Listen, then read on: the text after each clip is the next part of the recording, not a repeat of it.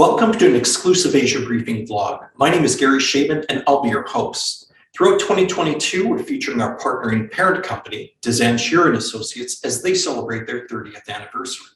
Each month, we'll speak to an equity partner, expert, or guest as they recount the firm's history to present-day story and on-the-ground issues that companies face in today's thriving and rapidly developing Asia. This month, we're joined by founder and chairman, Mr. Devonshire-Ellis, who speaks about the firm's entry into the Singapore market nearly 15 years ago, as well as its expansion throughout ASEAN and the strategy that the firm has employed to do that. We also speak with Senior Manager of International Business Advisory in Singapore, Mr. David Stepat, who speaks about the Singapore market, the growth, and the opportunities there. Dezan Shira established and began serving clients in Singapore at nearly the same time that it entered the India and Vietnam markets now nearly 15 years ago. Was this simply part of a broader expansion plan for the firm, or was Singapore key to the firm's integrated Asia strategy? Yeah, that's a good question. Singapore was key to part of our strategy. We'd already decided that we were no longer going to be solely a China practice for reasons which we explained in earlier issues. Too many eggs in one basket and too much reliance on one country is not a good strategy for a business. So we had already made a decision to expand into Asia. We started with India because that was very similar to China in many ways. The size and the workforce population and the worker age demographics were all good. That was followed very quickly by Vietnam. Singapore made sense because that is the regional hub for ASEAN, and at the time was negotiating free trade agreements with both China and India, where we already had presences. So it was a bit of a no-brainer really for us to start to set up in Singapore and to look at advising companies into that market about how Singapore as a regional hub could be used to expand into ASEAN and also take advantage of the free trade agreements which were upcoming with China and India. Compared with the firm's experience to this point, operating in China, Vietnam, and India, as you say, what challenges did the firm face navigating its way to smooth and profitable operations in ASEAN? Well, Singapore was already well established and competitive. A lot of businesses were there, professional services firms servicing the local Singapore market. So that was a challenge. But we had our eye on foreign investors coming in that wanted to use Singapore as a regional hub to access other parts of ASEAN, as well as China and India. So we felt that we could justify having a presence there, even with that local competition, because our focus was a bit different. Our focus was already broader. On the plus side, Singapore, it was already a mature market. The laws, the regulatory system were easier to deal with than perhaps the other markets. So it was fairly simple for us to set up Enterprise Singapore, and the Singapore government has made it easy to attract foreign investments. So on the practical side, setting up and getting started in Singapore, relatively straightforward. Of course, on the ground, in terms of our marketing strategy and how we were going to use Singapore as a springboard to the rest of Asia, well, we had to rely on our own resources to do that. How has Dezan Shira chosen its strategy to grow then throughout ASEAN, given the economic region's makeup of 10 diverse and rapidly changing countries, each with unique sector-based characteristics and regulatory and operating environments? Well, Singapore is the answer to that question. You're right, ASEAN is very diverse. There's economies at different stages. For example, Myanmar, which currently has its own problems. Laos and Cambodia are not as well developed as other regional markets such as Indonesia, Malaysia, Thailand, and so on and so forth. So there is that diversity, which is a challenge, but an opportunity for firms like ours who can understand and solve those problems. So Singapore is the regional financial and services hub for ASEAN. So while most of the ASEAN countries' currencies, for example, are not convertible, not freely convertible, the Singapore dollar is a freely convertible, globally accepted currency. And Singapore has relations with all the other national banks throughout ASEAN. So it means that you can make money in Indonesia or Thailand in their respective currencies and elsewhere, repatriate that money back to ASEAN because there's back to Singapore because there's free trade, have that money converted into Singapore dollars, and then distribute that back to your home country, wherever that may be. So Singapore is the answer to that diversity throughout ASEAN, and that is one of the primary reasons that we set up an office there.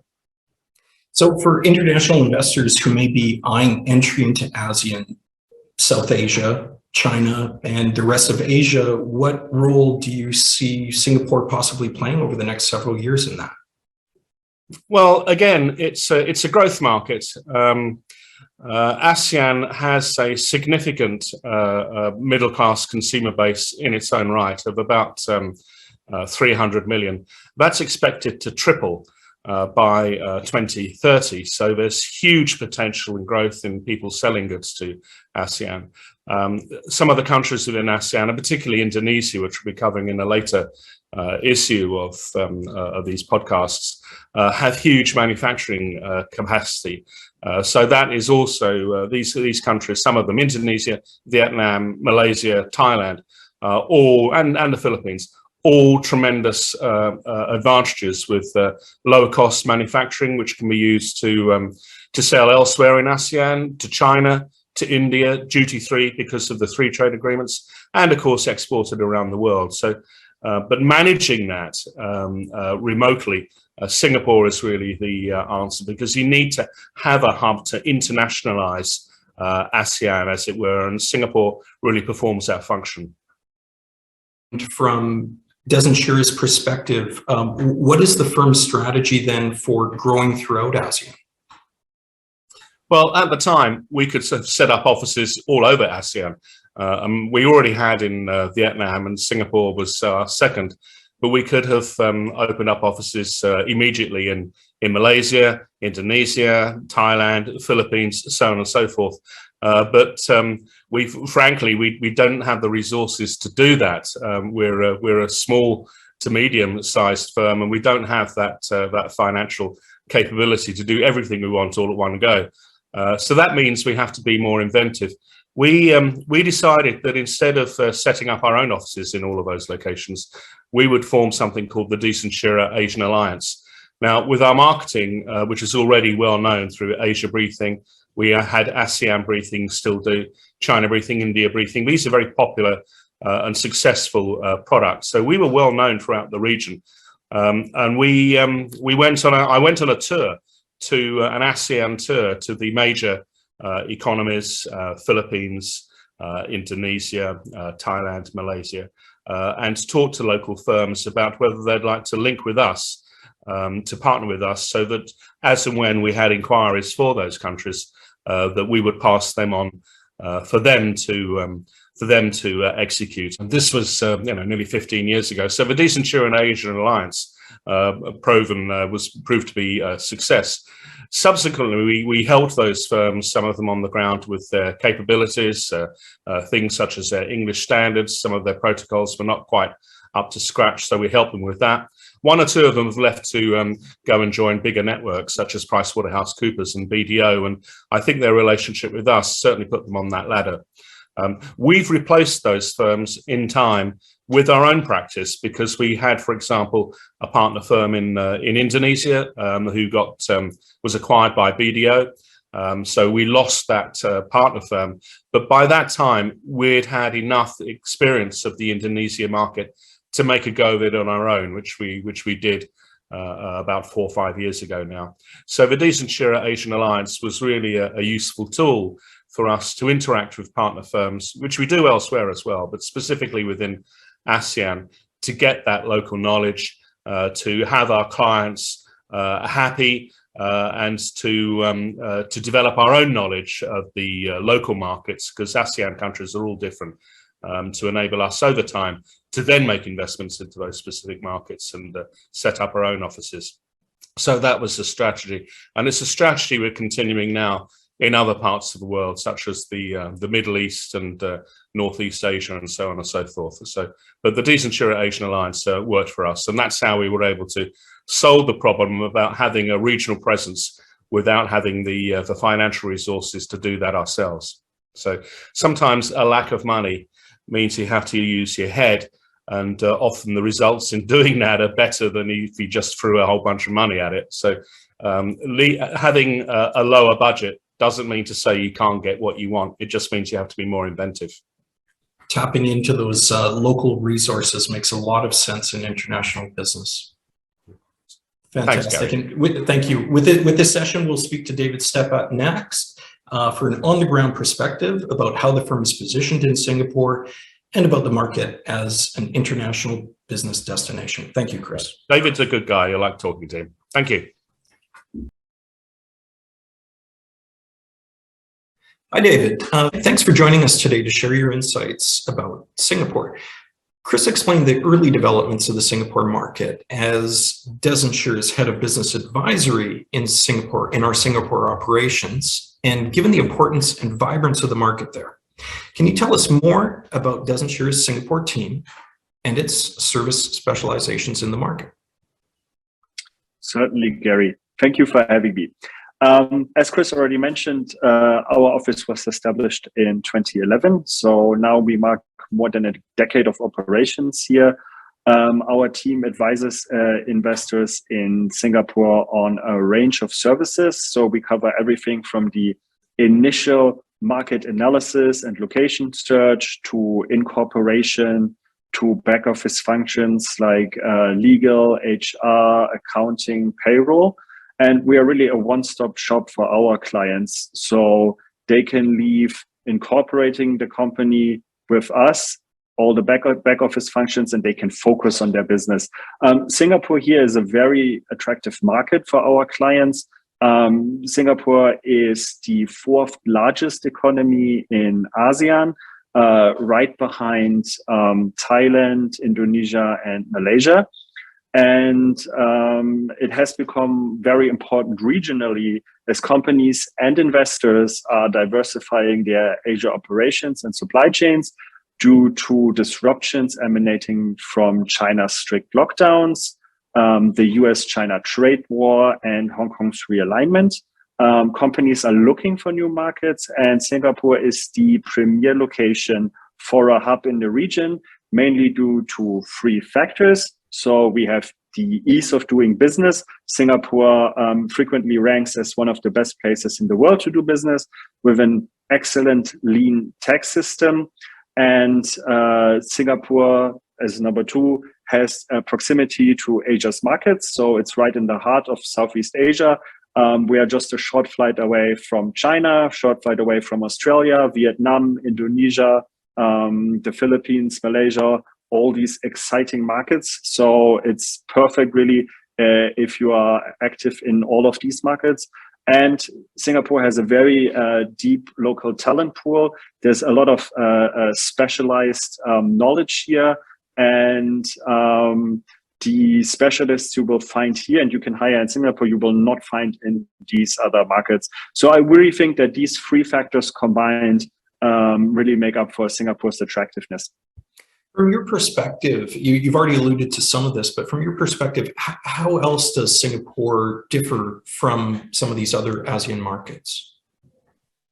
Excellent question. So whenever people say ASEAN, they think it's like the European Union and everything is standardized and one homogeneous market.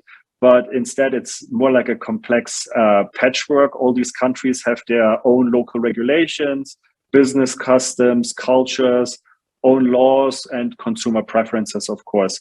So I would say all ASEAN markets are distinct, and Singapore is the most developed of all, with per capita GDP of $58,000, and it is led by high-tech manufacturing, wholesale trade, and financial and insurance services, which combined make up for more than 50% of Singapore's GDP. In addition to its attractiveness for investors and sophisticated domestic markets, Singapore's economic stability and business-friendly environment make it a strategic gateway for SMEs and multinationals alike who want to establish a foothold in the region for the first time, or who want to strengthen their existing operations in the ASEAN region. And here, this is where Dezan Shira really shines. We can take a holistic approach and formulate and execute regional strategies for our clients with a big picture view, not just in Singapore, but in all ASEAN markets. It is especially noteworthy that many Western economies are performing a strategic shift to Southeast Asia, and Singapore is the linchpin of that strategy. For our clients from Europe, Australia, and North America, Singapore has become the most important springboard into the wider ASEAN region. For example, over 3,000 German companies are already present here. German President Frank-Walter Steinmeier is actually in Singapore today, leading a business delegation. And we expect German Chancellor Olaf Scholz, who's scheduled to speak at the Asia Pacific Conference of German Business in Singapore in November. This is the flagship event of German business in Asia, and this just really highlights the importance of Singapore and the wider ASEAN region for Europe and all Western economies. We are also noting similar trends from other Western markets. That's big news. Earlier, you mentioned Singapore's performance. Can you elaborate a little on how Singapore's economy and some of its specific sectors have been performing so far in 2022? Excellent question, Gary. As you know, most economies were affected by the pandemic, the US-China trade war, and the developments in Ukraine. Singapore was not spared. The economy actually shrank in 2020. But now we've seen a strong rebound. Singapore's economy grew by 3.4% year on year in the first quarter of 2022. And while this marked a slower than previous quarter growth, we still think Singapore's growth remains firmly in positive territory, despite headwinds from the Omicron variant that caused the COVID surge at the beginning of the year. Singapore completed its vaccination drive and opened up again and eased many of its COVID-related safe management measures.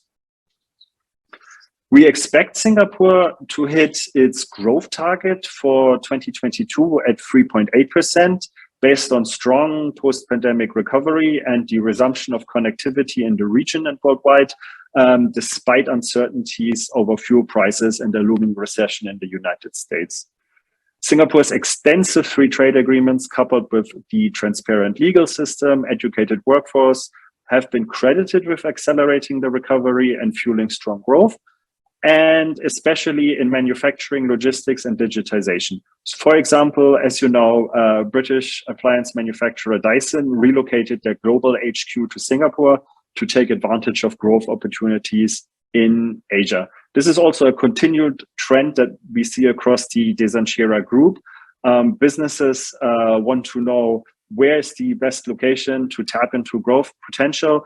And we are able to advise with a holistic view, not just on one market, for example, Singapore, but on the wider region, whether that is ASEAN or whether that is a China +1 strategy.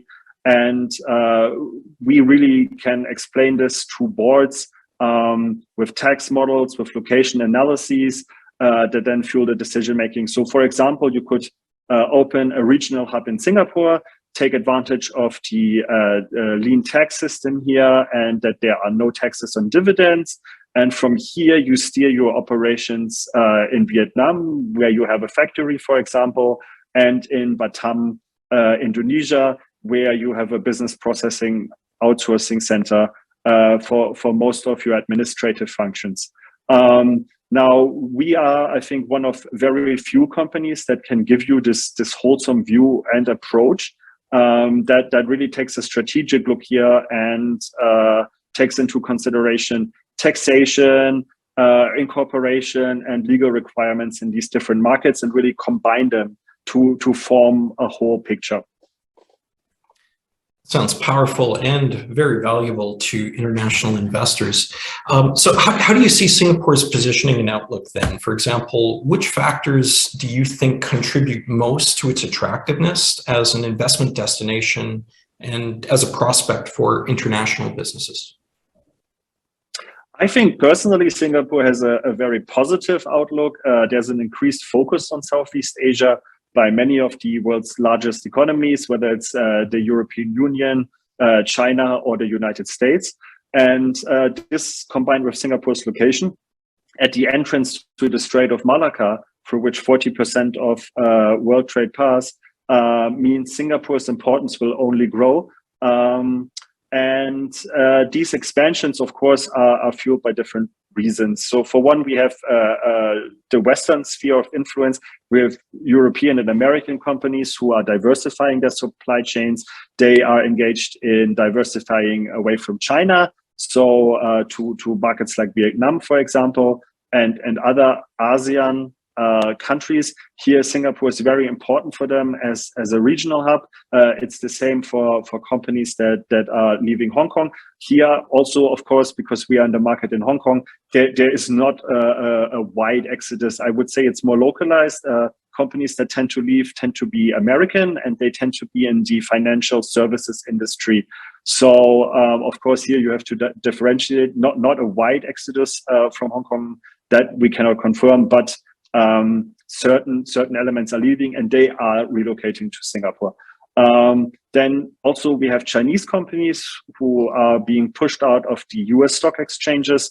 They are very interested in growing in the region, and they raise capital and fuel their growth through listing on Singapore Stock Exchange.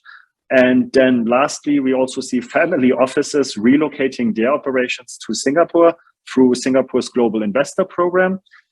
With an expected relocation of assets to the city-state of more than $5 billion in 2022. But whatever the reason companies are entering Singapore for, it is the ease of doing business, setting up operations, the proximity to other regional markets, the independent legal system, political stability, deep talent pool, and the large number of free trade agreements that make Singapore most attractive for investors, and that is why they stay and direct regional operations from here. It's been a very informative session. Thank you very much, David. As you point out, it seems clear that Singapore has a very important role as gateway to ASEAN's high growth market, and that it is well positioned to fulfill that role for international investors. David, thank you for your insights, and all the best to you and Dezan Shira's Singapore team throughout the rest of 2022. Thank you for having me, Gary.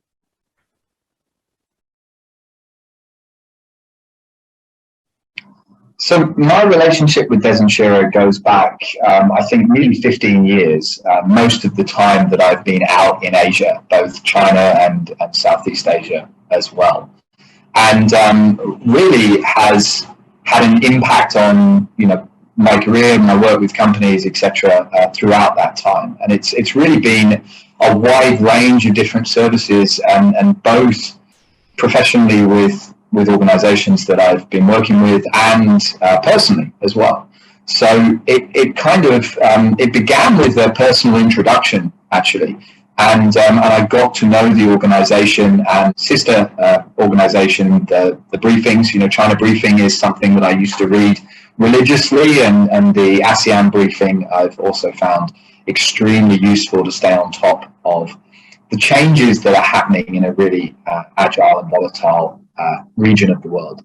I've taken Dezan Shira to other organizations. It's the tool in your back pocket. It's the your secret advisor.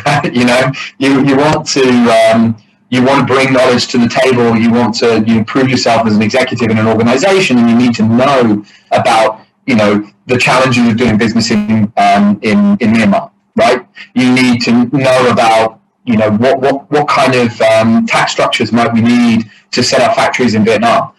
To be able to sit in front of a board of directors and to talk with knowledge on those, because at my back, I have a team that know the insides and outs and are willing to speak to me and have these conversations. And it's not at a transactional level. They're not talking to me looking for where are the billable hours, where's the next paycheck coming from. It's very much, we're building a relationship, and it's very much a two-way street. I'm always happy to recommend Dezan Shira, and I'm always happy to have the opportunity to work with the team there, and also to leverage their experience to help me, not only to help my organization, but to help me as a business person be successful in these markets.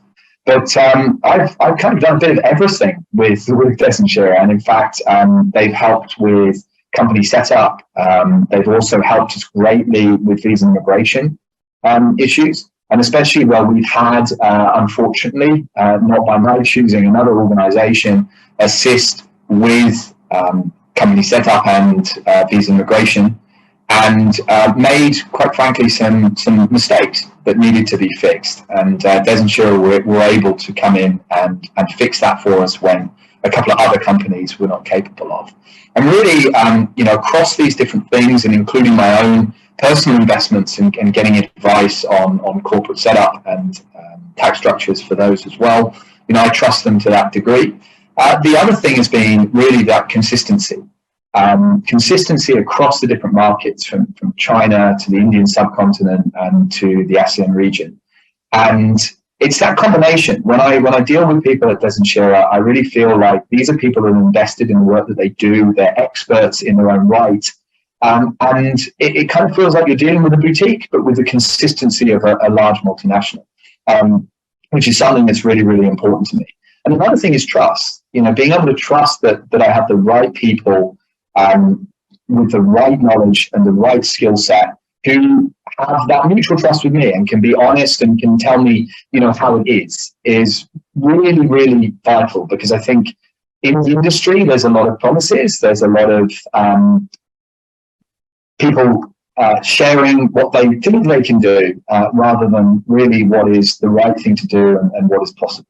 And I really value that. It means that it's an area of business that I don't have to think about. It goes beyond just being about business. And I think it reflects in the way that the company does work. The way that Dezan Shira works is not transactional. It's not a transactional business. It's built on real relationships with real people in an area of the world that, to be honest, is famous for relationships being the most important leverage point in doing business in ASEAN and across Asia.